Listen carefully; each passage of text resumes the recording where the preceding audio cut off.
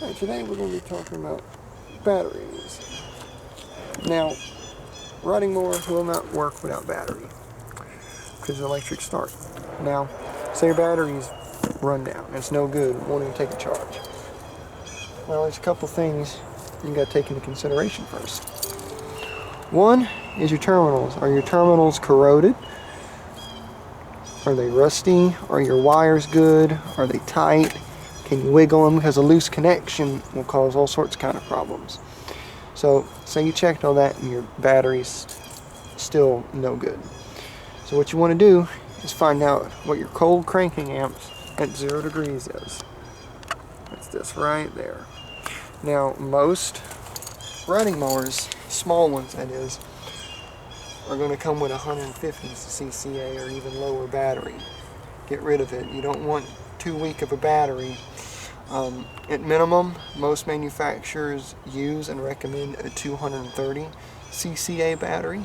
You can go as big as you want. They go all the way up to like 480 CCA. The stronger the CCA, the bigger the number, the faster it's going to turn over your motor and the less power it's going to use. Now the batteries I use vary. The brand new ones I get are 300 CCA, and that's usually what I put in everything, and I've never had a problem. So now I'm going to show you all how to change a battery. Now that you know what CCA to look for, my other batteries, the ones I get that are called remanufactured batteries, they're just as good as a new one. They vary from anywhere from 230 to 480 CCA. So I'm putting a brand new one in here.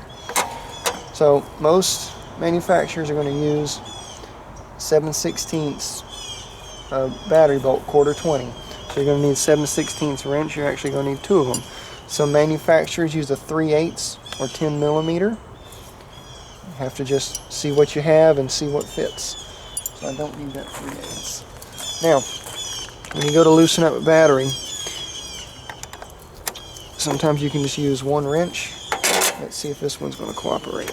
No, it's not, so I got to use two. Sometimes the bolts are so stuck that you got to, get them quite loose, and try not to touch any metal when you're working on the positive side, because if this happens to touch something metal, it's going to spark and make fireworks, and that's no fun. And don't drop anything across terminals. Yeah, this bolt's stuck, so it's going to take some turning here to get this nut to come loose. Now another thing is, this battery hardware that manufacturers use is just zinc plated. The off-gassing from the battery, it's corrosive. It's going to corrode anything that's not protected. And by what I mean corrode, if you look at this bolt here, it's all rusty and nasty looking. We'll talk about stainless steel hardware in a minute. So always unhook your positive side first, unhook your ground last, and when you put it on a battery, hook your ground up first, then your positive. Oh, this one's really on here. And I'm using a special wrench designed to take off messed up fasteners. This one's coming off by hand. You can see just how crusty and nasty this bolt is. That is why I use stainless steel hardware in everything. Now your rusty, crusty battery bolts can also mimic a dead battery.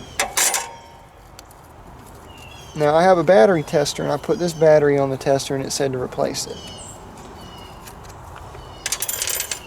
That's exactly what I'm going to do. Plus the customer wanted a new battery, so I was going to replace it anyways, but look at that there. That inhibits electrical flow. So I'll throw them in the scrap pile. Now when you lift out a battery, be very careful. The posts are made out of lead. I actually had lead poisoning when I was little, and it was not fun. So we're going to move the wires out of the way. So I've got gloves on, and I usually just grab both posts and lift straight up. Some batteries have a handle on them. Another thing you got to worry about is post orientation. Now this particular mower, you can use either or. The batteries I get are positive left and negative right. This is the face of the battery. When you look at it, this is positive left, negative right. It'll fit in here. You just have to put the face of the battery or the label towards the back of the machine. Drop it in. Go ahead and pull our protectors. I'm going to go ahead and show you how to, or show how I make a good solid connection that won't cause any trouble. We're going to get this out of the way here. Alright, so what I use is stainless steel hardware. And this is exactly how I do it. I do a flat washer behind here, and if you notice how your post, or not post, how your terminal is straight on one side and it's got this little kind of almost like an indentation here, you want it to go on the post just like this. See there? Because that's a good connection. Then I'm going to take this, put the bolt through there, and then put another washer behind here and put a lock washer to keep it from coming loose. Then I'm going to take my nut, thread it on here. And this is a good solid connection. Make sure you get it tight, because a loose connection like this will cause all sorts of kind of problems. So we're going to go ahead and tighten this up. I'm going to go ahead and use the ratchet part here just to get done quicker. We'll hold the wire down like this. You don't want to get it too tight because you can break the post, but you want to get it just tight enough. Looky there, that's not going anywhere. So now we're going to do the same on the positive. Get some zoom out here. Trying to do as minimal editing as possible. And this is a 300 CCA battery. The cold cranking amps, or CCA, is what you want to pay attention to. Ignore this CA rating. You don't need to know that. All you need to know is it's 300 CCA. Alright, so we're going to do the same over here. Some of these have a boot on them now. I normally clean terminals, but I didn't bring my terminal brush. So we're going to hook it up the same way. See what a good connection that makes right there with that little, I call it the crimp part. Kind of goes, touches that battery terminal real well. This is the way I've always done it when applicable. Sometimes you can't hook them up this way. Regardless of how you hook it up, as long as it's hooked up, you'll be fine. I gotta be careful on this one not to touch any metal.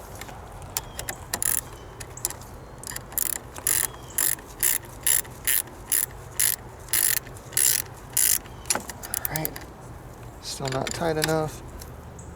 Alright, that's good. Push the wire down. And always put this little rubber connector over it. And there you go. That is how you change battery. And stainless steel hardware, I buy it by the hundreds of quantities. I probably got 1,000 pieces of battery hardware, as I call it. It's just 1/4 20, 3/4 of an inch long, and I use a 18/8 stainless steel. Won't corrode, won't rust.